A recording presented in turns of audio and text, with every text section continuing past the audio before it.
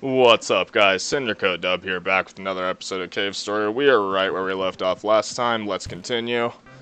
Now, I figured I would dedicate this episode to sort of telling a story of some sort, because unlike the other night where I couldn't even find my words to create, like, a moderately interesting story, I actually have stuff to talk about today. So without further ado, I guess I'll just enlighten everyone with what's been going on in my life, if anyone cares whatsoever. So, what the fuck, I cannot believe I just got hit by that guy. So the main part of the stories I'm gonna tell involve relationships and shit like that, so I don't know if any of y'all are interested in that, but... So you're looking for the materials? Did you say gum base? Wait a sec. Take this. Oh, okay, sweet. Gum key.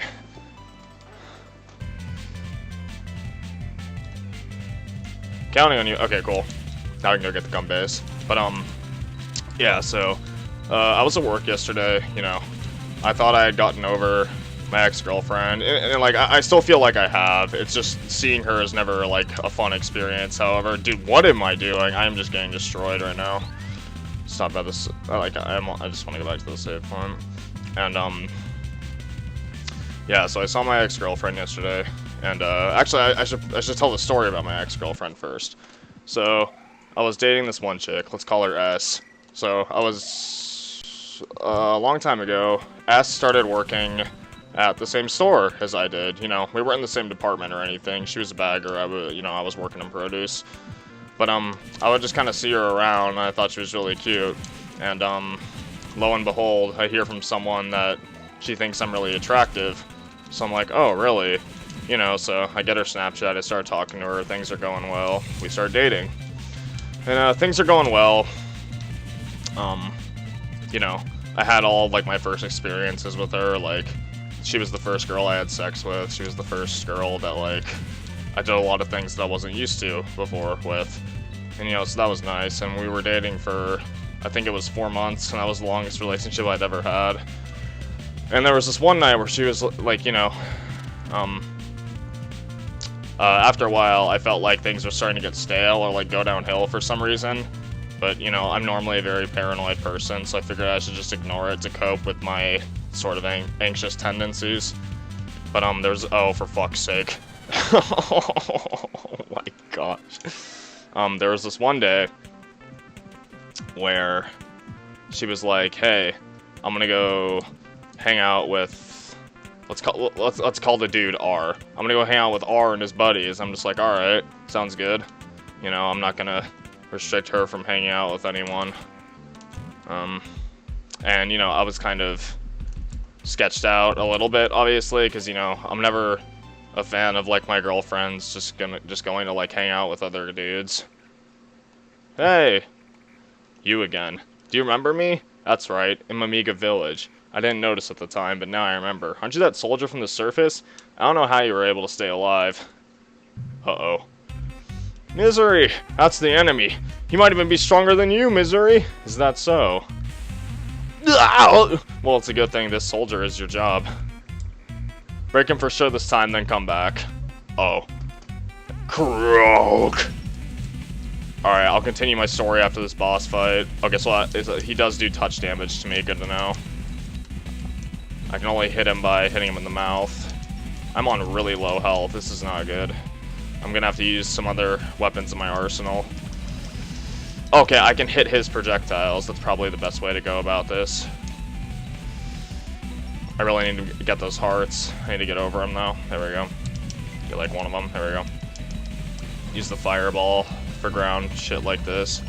Good thing this gun doesn't have ammo. Oh, for fuck's sake, dude. Alright, I don't really want to use the Polar Star right now. Damn, dude, I really hope I don't fail this boss fight. It's not like, you know, I'm like never gonna beat it, but it's just like, I hate failing fights so much. I feel like when I'm running a game, like, you know, the protagonist needs to beat it the first time, or else, like, that's how the story ends, you know what I'm saying? I'm kind of just playing it very safe right now, because I don't want to die. I just want to collect hearts, get my health back up, and actually use the extent, or the furthest extent of my skill to win this fight. Safe route is Not always the best route, but in this case, I feel like it's valid. I want to hit this guy with some missiles, though, for sure. Well, I also want to get the Polar Star leveled up, because it's the most consistent gun in our arsenal. Use the Fireball again, jump over this guy. Okay, I got the missile launcher. I'm going to try to do some damage. There we go, that worked out. Oh, that was not a good jump, however.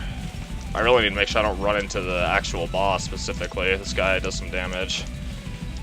Fuck, man. Switch to the Fireball. Okay, I'm gonna take damage here, but that's alright. Hoping to... Yeah, okay, I got way more hearts out of that. Okay, let's see.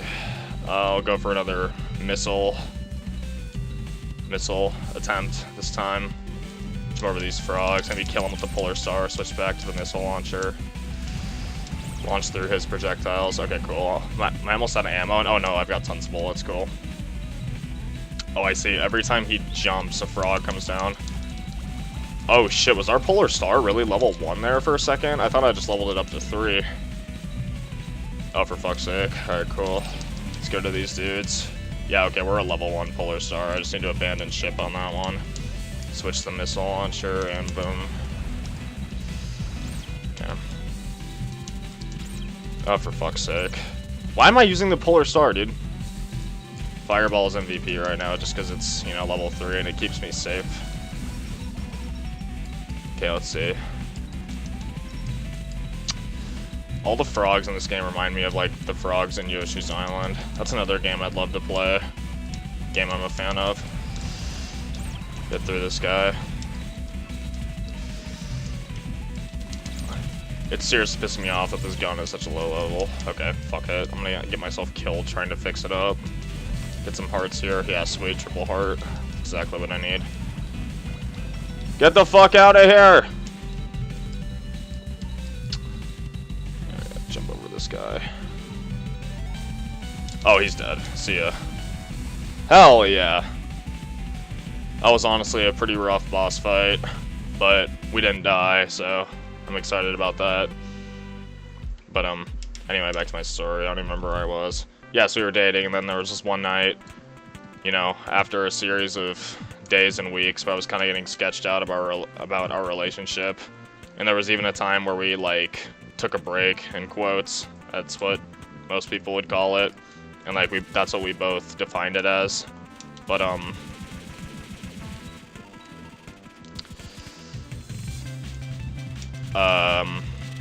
after all that shit happened, you know, she's like, I'm gonna go hang out with R and his friends. I'm like, alright, you know, of course I'm sketched out. So that happens, you know, we hang out like once or twice more, everything's going like what seems like better. I feel like she's trying to like push through and try to remedy our relationship, you know, get back to where we used to be. And then like one day she's just like, hey, I need to talk to you about something. Now I'm at work right now and I'm pretty much like 100% ready to be broken up with. Like that's the first thing my mind went to. I'm just like, oh, she's gonna break up with me. So, you know, she's just like, I need to talk to you after my shift. So I'm just like, no, we're gonna talk now. She's like, okay. And then I have her come to the back room with me. And, yeah, she just walks up to me, she's like, and the first thing she says is like, so, I've been seeing R. And I'm just like, are you fucking kidding me? Like, you know, I wasn't like a rage monster at that very moment in time. I was just trying to, like, keep my cool at this point, but I was honestly, like, devastated. I was just like, are you fucking kidding me? Like, you know, with my relationships, like, I take a very mature stance on them. Like, I'm, like, at this current stage in my life, like, I'm probably a little young to be doing this, but I'm looking for companionship more so than someone just to hook up with. And, I was just like, how the fuck could you do this to me? Like, you, like, actually betrayed me. You know, and I forget exactly what I said right now, but she started, like, getting ready to cry, but, like, I just didn't really give a fuck. And, I mean, she kind of deserved it. Oh, I still need to get the charcoal, fuck. But, yes, you know, I go back to the department, you know, and I text her, and, you know, I'm just fucking so pissed. Like my coworker, I was closing with him. He was just like, "You need to keep your cool, man. Whatever." And you know, I start sending her these angry texts, which were completely justified, might I add. I have people who can vouch for me as well, but I mean, I don't feel like any of you really. I don't really think any of you are disagreeing with me right now, but I feel the need to validate myself as I'm a person who needs validation. We still have the gun base, right? I saved, right? If I didn't save, I'm gonna fucking... Okay, yeah, we do. But, yeah, so... the fuck was I? Yeah, you know, it's like my coworker's like, "You need to keep your cool, man." I'm just like, alright. And...